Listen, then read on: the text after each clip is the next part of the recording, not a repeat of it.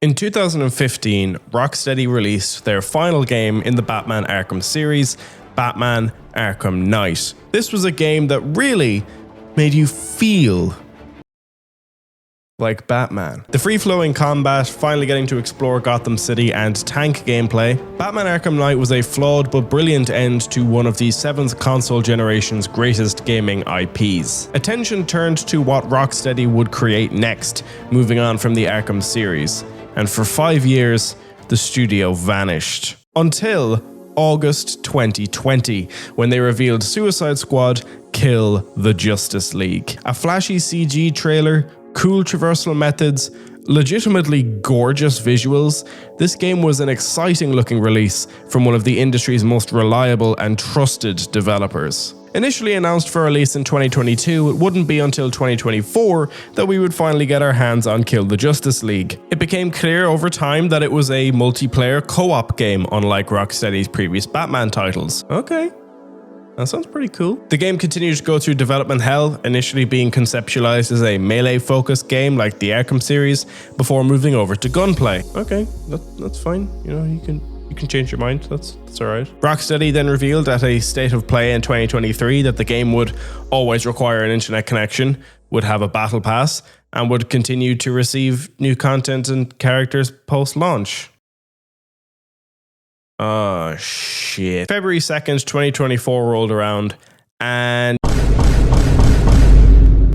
that seems about right. Not even a year after release, in January of this year, 2025, Kill the Justice League had its support stopped by Rocksteady, who would begin to see their stock fall and would be subject to the usual post-live service game routine, downsizing. Suicide Squad: Kill the Justice League was a critical and commercial failure, and one which I tried my best to steer clear of, mostly because I just don't trust live service games. However, in Steam's winter sales this year, the game was available for £3.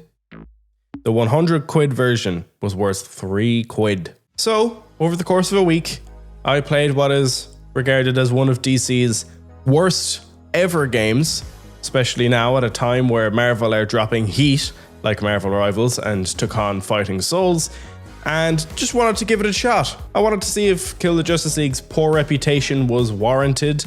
I wanted to see if it was going to be a hidden gem that would only be fully appreciated years later. It won't.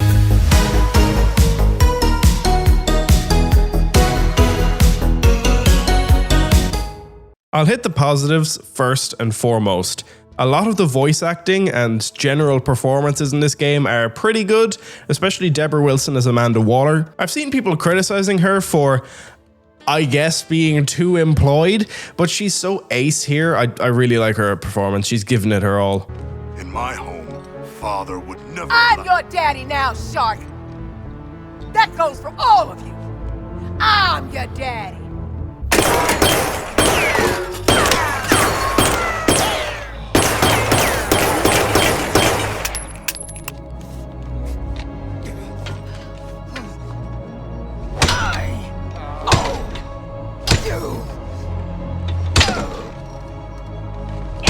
The game is also one of Kevin Conroy's last ever Batman performances before his untimely passing, and even if this is a very weird direction to take this particular version of the Caped Crusader, I just liked hearing his voice again. Rest in peace, Kevin. What else? The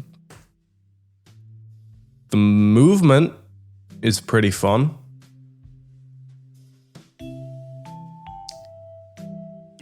It's nothing to write home about, but if you know me and you know my taste with games, I'm generally quite a big fan of my games having actually good traversal mechanics. Now, are they in any way complicated? No. Are they mechanically interesting? Not overly. So, what do you like about the traversal then, Connor? I don't know, man. It just keeps me doing shit, I guess. To be honest, at least keeping me doing shit is better than what most games do, where I feel like I nominally just hold forward and tap X a bunch of times. Okay, that's enough of Connor trying to be positive. Let's get to the real stuff. There are 3 distinct categories with which I'm going to be judging this game: story, gameplay, and performance. Story in this game really doesn't do anything for me. Maybe this is because I find the squad entirely unlikable until towards the end of the game when they suddenly start getting along, I don't know. But also there's never really a specific moment in this game that really unites the squad together, barring maybe getting out of their fight with Batman without dying. But the squad feels like they go from hating each other to suddenly being this happy family with no major explanation. So we open in Arkham Asylum because hey, what's a live service game if it's not looting and pissing on the grave of something you held dear? Waller convinces the squad to plant bombs in each other's heads, which means that now in order to get them removed, the squad has to go along with whatever Waller wants them to do. Cue a look around the Hall of Justice and getting your first hint of gear, and off you go into the world. Wait, just kidding, now we gotta hear Flash and Green Lantern yap. Sick. It took an hour. I'm an hour into this game, and I only just now am getting loose to actually play the damn thing. We get Flash, see Arkham Batman again, and then see Flash get kidnapped by Batman before we explore a museum of games that we remember. Do you remember the Arkham game? From here we're sent to get the Penguin so he can give us guns as mission rewards, and from here the narrative grinds to a halt so that you can be shown every type of mission that the game is going to force ad nauseum at you. After about an hour of your life exploring Metropolis, the squad enter LexCorp in the hopes that they can get the bombs removed from their heads, but guess what? Waller knows. So fuck you, no progress made there, useless cutscene beyond showing that Lex Luthor and Waller aren't mates. I guess. It's also really awkward.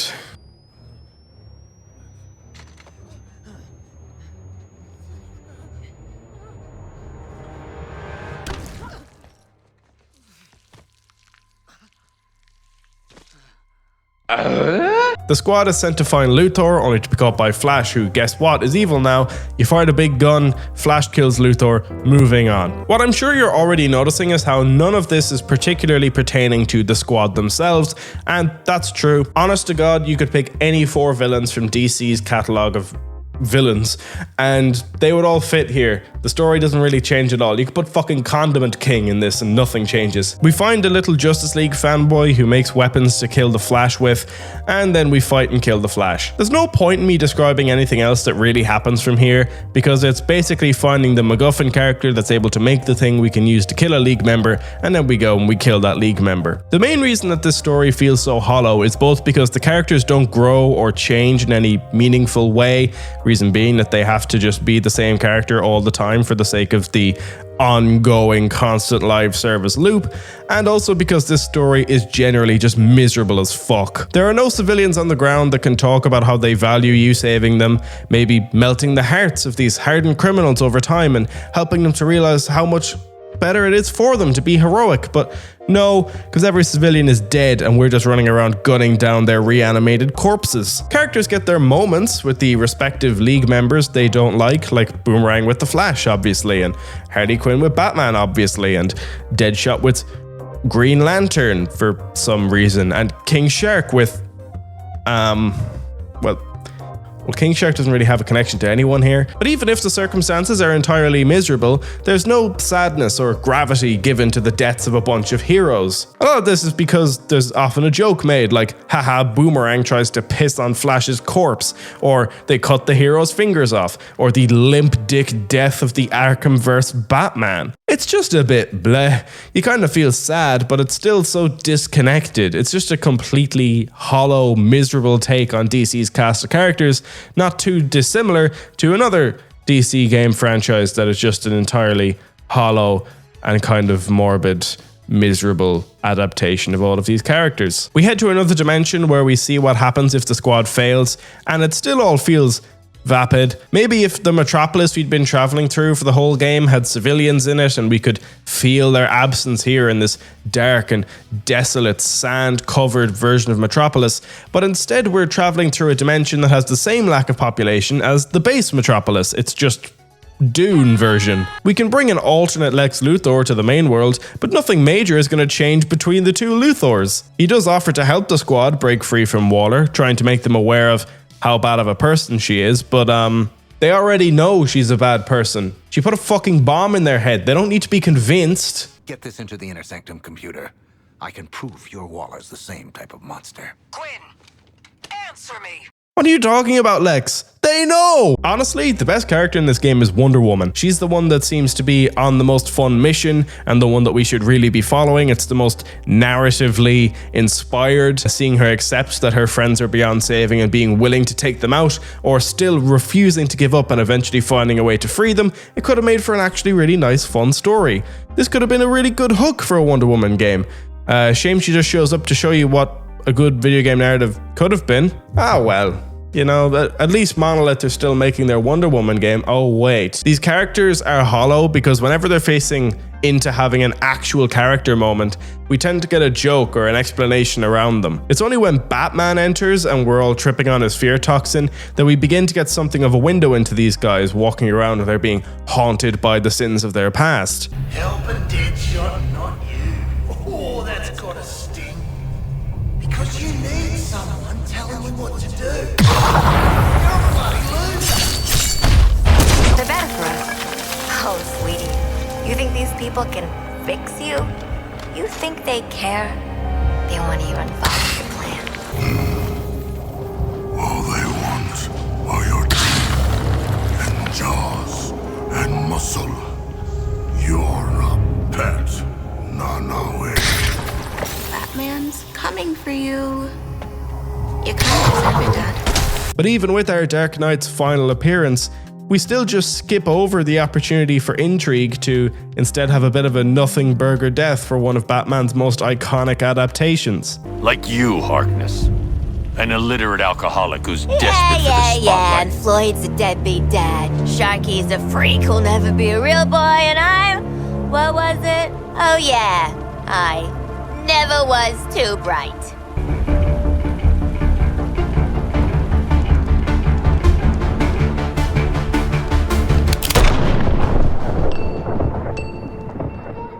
I mean, the Justice League, Harley Quinn, Deadshot, Boomerang, King Shark, Penguin, Poison Ivy, Lex Luthor, Amanda Waller, all of these are iconic characters from Detective Comics, and none of them feel like they are getting in any way developed in any major way. You travel to alternate dimensions in this game, you fight Brainiac on one of these different worlds, but there's no weight or gravitas to any of it at all because it's not treated with any weight. It's just a different skin or a zone for you and your mates to hopefully dick around in shooting the same aimless villains. The story in this game is weak because the whole idea, in my head anyway, is that maybe the story was purposefully made weak so you get more hooked on the gameplay, and the gameplay would be the major focus, keeping story as something that can be skimmed over because you're really just going to be playing with your mates. So that begs the question, is the gameplay good?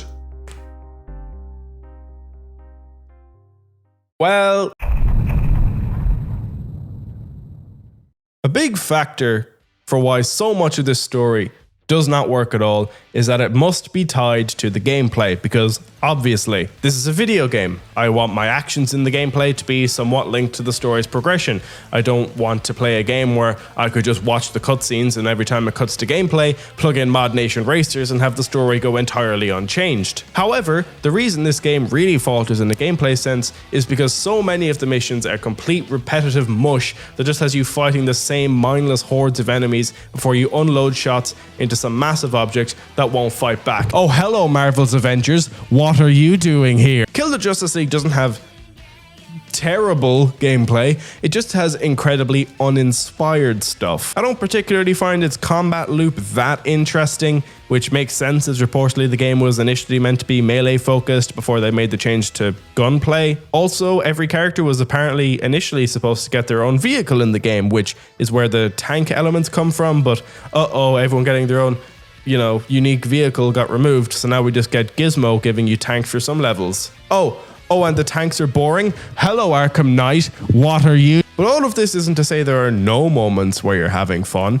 I'd argue there were plenty of times where I caught myself having fun, particularly the first time I fought this giant gun with legs as Harley Quinn. The game does have some quite heavy aim assist, which is appreciated because while I do play games every day, I I'm predominantly shit at most of them. So I just spent this mission swinging around the giant creature and popping people with my revolver because I am in fact still a child that desperately wants to be Spider-Man. What I don't like is you completely pausing the fun to show me some fuck-ass emote and a bunch of shit the Penguin sent me and whether my character leveled up, and Jesus Christ, I just hate this live service stuff so much. I'm so tired of actually getting into the swing of the gameplay, starting to enjoy it, and then I reach my mission marker and the game stops to show me something explaining how I need to do the mission as the game wants me to, or finishing a mission and it tells me all the leveling up I did. And last I checked, I was playing a video game, not a fucking menu simulator. Why are you trying so hard to stop me from having fun playing your video game that you ideally want people coming back to every day just to put more money into it? Are you stupid? So, we came from upstairs to here to go over to Waller. To have Waller say, go into town, to turn around to go the same way to leave again. What is the point? Like, what is this game? Oh, that's fun. That'll be enthralling. Oh, people will enjoy that. Yeah. Let's just make the game as slow and arduous as possible. Like, there is no excuse for this game to be as naff as it is. The boss fights in this game are kind of funny. Flash's boss fight involves having to spam him with bullets while he stands still. Green Lantern's boss fight is shooting the giant unmissable green targets. Batman is shooting a massive Batman. And Superman is just timing counter shots and then riddling him with bullets. If you can beat Flash, you can beat every other Justice League member, including Brainiac, because his boss fight is literally just the Flash's boss fight. But again, you just time your counter shots pretty well, riddle each member with bullets, and then they just collapse on the ground and it's over. There's no pomp, there's no circumstance, just dead. The problem with this game's gameplay is not its core features. I generally like the movement. The gunplay isn't anything special, but it's got just enough where I can get through it and it's satisfying-ish. It's just the overall structure surrounding these things that just bogs the whole experience down. It truly feels like Kill the Justice League had too many cooks in the kitchen, with tank gameplay segments being thrown in, or poison ivy effects being added to the game, or the whole loot and gear systems. It feels like this game just has too much going on at any one time, and it's kind of hard to know what you should be doing and what's the right thing to be doing. Should I be grinding gear? Should I mainline the story? Should I just turn the game off? I'll make a comparison here to another live service game in Helldivers 2. Helldivers is basically the same style of game that Kill the Justice League was trying to be, in that you and a team of 4 go up against groups of enemy squads. It has a lot of the same elements that I've been complaining about with Kill the Justice League, so why do I give Helldivers a pass and not afford Suicide Squad the same leniency? Because the gameplay is fun. The difference is that Helldivers has very clear objectives to follow when you deploy, be it to eliminate certain numbers of aliens or escort VIPs or whatever, and it gives you a bunch of bonus smaller missions that allow you to unlock more XP to unlock better weapons. Helldivers feels like a much more fun game because it isn't constantly trying to interrupt your fun, and it isn't constantly trying to ram its live service elements down your throat as much. I mean, these games are still very much predatory in their ways of trying to get you to spend money on the game. Okay, Connor, I should just make a video about live service games at this point. Maybe I will. As well as this, I can feel while I'm in the game just how centered around being a 4-player experience this was meant to be, which was impossible because you retail this game at 60 bones. Do you know how long it takes to get 4 fully grown adults to sit down and play the game, let alone to dump 60 quid into it? I'll tell you. Took 2 months of my friend Jason battering me with repo clips before we finally just bought the game. If you want to watch me play repo, by the way, it's on the second channel. And that game cost a tenner. So why does this game, which requires a group of 4 people to put 240 quid combined into it, just to hopefully get hooked in the gameplay and stick with it? So I ask, why would you make it 60 quid? That's too high. Again, look at any actual live service game. All of them have gameplay that leads to unique moments. You can get comedically uber murdered by the Terminids and Helldivers. You can try out different team comps to come up against harder teams in Marvel Rivals, or generally try and grind out the ranked mode. Or you can have Godzilla hit the gritty in Fortnite because God is dead and we're all playing a role in a cruel joke. By comparison, Kill the Justice League has repetitive missions like this Toyman mission which repeats, or the Gizmo missions which repeat, or the Poison Ivy missions which repeat, and then you're just getting a really repetitive mission structure or boss fights that are just quite drab and uninspired. It's no wonder that nobody stuck around to justify continuing to support this game. What I'm trying to get at is that while you can feel playing this game that there is a good game buried somewhere deep inside. It is completely irremovable from just how willing the game seems to be to pull you out of its own gameplay loop. How unimportant it seems to render the moment-to-moment gameplay of a game they want you to log into day after day. I know Kill the Justice League was not long for this world. I understand that. And I know Rocksteady has already kicked it to the curb, but that doesn't mean it never stood a chance. What the fuck is Helldivers? That's not an IP.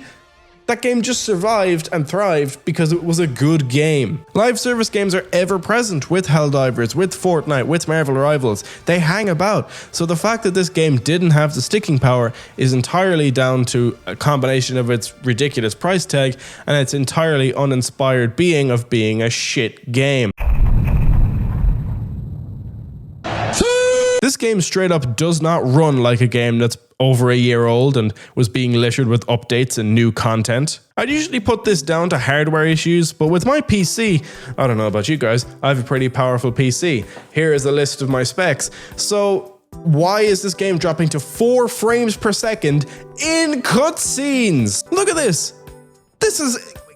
What am I meant to be following here? I thought working on my settings would work, getting frustrated with 40 frames, and I did see an uptake in my frame rate the moment I turned ray tracing off, but then I'll be in combat, or I'll leave the Hall of Justice, just for the game to drop dramatically in frames, clearly while it tries to load all the stuff in Metropolis. You lost 573 times, but you won twice. Why does that sort of stuff happen? What, like, why am I on 4 frames? Look at this. Even in the Hall of Justice, there's just so much going on here that the game is seemingly struggling just to keep you running smoothly on a stable frame rate. Honestly, a major problem with this game is its overall presentation to its players. Missions will see your objective in the corner, how many enemies are left, your health at the top corner, some of your upgrades, a combo meter, a mini-map, your loadout, numbers appearing on the screen for damage that you're dealing out, which really annoys me when I see it in games, and some effect on the side of the screen when you're taking damage. This much being on the screen at any one time is too much, and it's no wonder that the game struggles to run at a stable frame rate when it's trying to throw all of this at your face. This isn't just an issue of performance. You can afford to keep most of these images on screen. It's just a problem of also being an overly busy, ugly user interface and a worsening user experience as a result. You get kind of used to the amount of shit on your screen at any one time the longer you play the game, but it's not helpful in regards to immersing you in it at all. I understand it's a very different type of game, but you look at the muted UI of a game like The Last of Us, where you're dealing with a mostly clear view of everything going on the screen, unless you're in combat, and even then it's limited to the bottom corner of your screen. I'm not a major looter shooter type guy, so I thought, hey, maybe this is just the kind of UI that's used in the genre. Maybe this is just what people are familiar with. So I looked up Destiny 2 gameplay, and look at this. It's so much less busy, it's so cleaner, it's so easy to see what's going on. I just struggle to even try and give this game a shot, to try and be enthusiastic about logging in for another day. If all I'm getting in return is middling gameplay, a pretty naff story, and a laggy, uneven mess that I'm afraid is going to crash or dip in frames or generally just be a massive pain in the balls to play. For instance, here are some of my reactions while I was playing the game. The hell is this unauthorized transmission all about? What has 4 unexploded heads? That's far. I can't lie, guys. We're already reaching a point with this game where clocking in. I feel like I'm clocking in to play this. This doesn't feel like a fun game. This is not a fun game.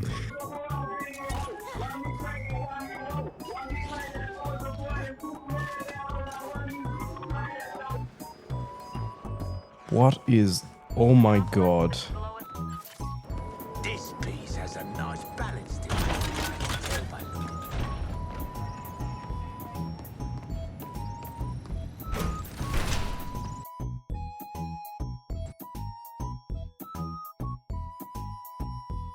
The game just crashed. Suicide Squad Kill the Justice League. I mean, it's a game that exists. There isn't really enough going for it in any regard to where I could safely recommend it, even at £3. Even now, we've reached the point where Kill the Justice League is a dying game that Rocksteady show no intentions of either fully putting down or trying to give life support. You would think that there would be some degree of worth in picking this game up, especially at its £3 price tag, but there just isn't. The story is a miserable, inept mess. The gameplay is repetitive, tedious, and boring beyond the first couple of hours, and the game, despite being a live service game that's been out in the public sphere for over a year now, bars, runs like hot ass. I don't know if Rocksteady actually genuinely wanted to make this game, or if it was something that Daddy Warner Brothers just chucked at them to deal with, but no matter how much money you spend on this game, it's a 12-hour-long slog, and it's just time that I'm never getting back. Time is the main resource we have, and even if it gets cut short by some boomerang-wielding asshole who then subsequently tries to piss on your corpse, it is better not to waste it playing something that feels like video game junk food, and better to play something that doesn't play like Suicide Squad Kill the Justice League. Please make better games, DC.